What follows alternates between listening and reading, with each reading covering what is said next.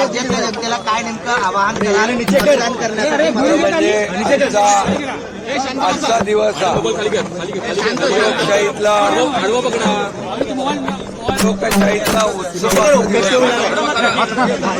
आणि महाराष्ट्राला देखील हा उत्सवाचा दिवस आहे. महाराष्ट्राला उज्ज्वल भवितव्याकडे आणि महाराष्ट्राला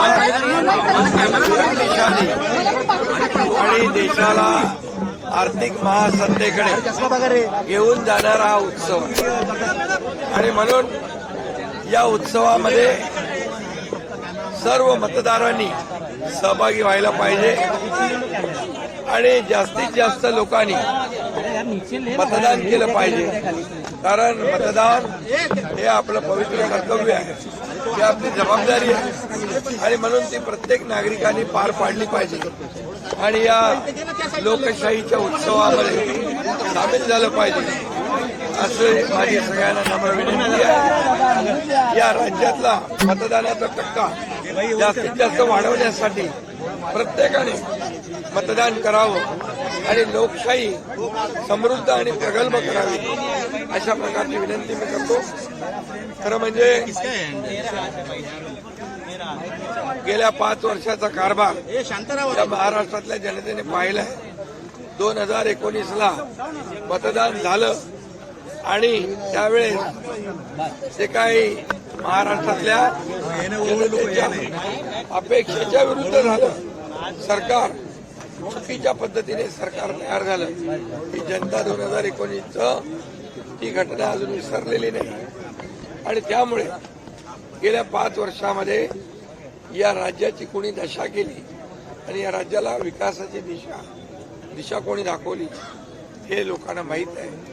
आणि या राज्याचा केलेला विकास, या राज्यामध्ये सुरू केलेल्या कल्याणकारी योजना, या योजना ज्या आहेत आणि विकास हा लोकांना माहीत आहे.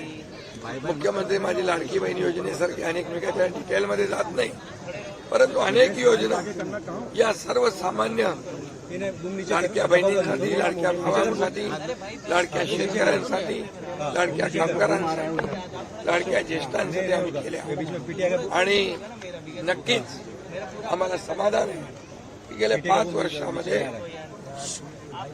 या राज्याला पुढे नेण्यासाठी, या राज्याला विकासाकडे नेण्यासाठी, या राज्याला एक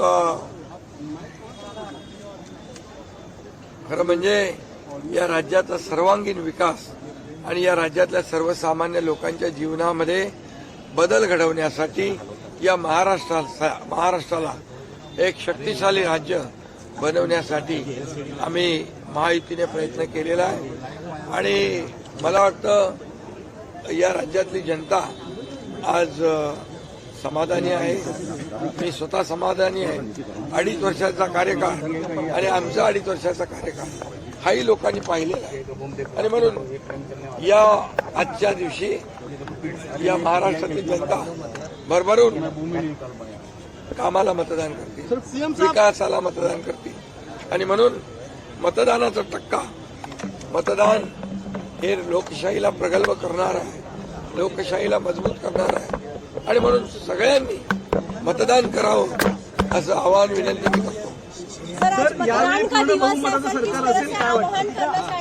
पूर्णपणे येणारं सरकार महायुतीचं बहुमताचं थम्पिंग मेजॉरिटीचं असेल.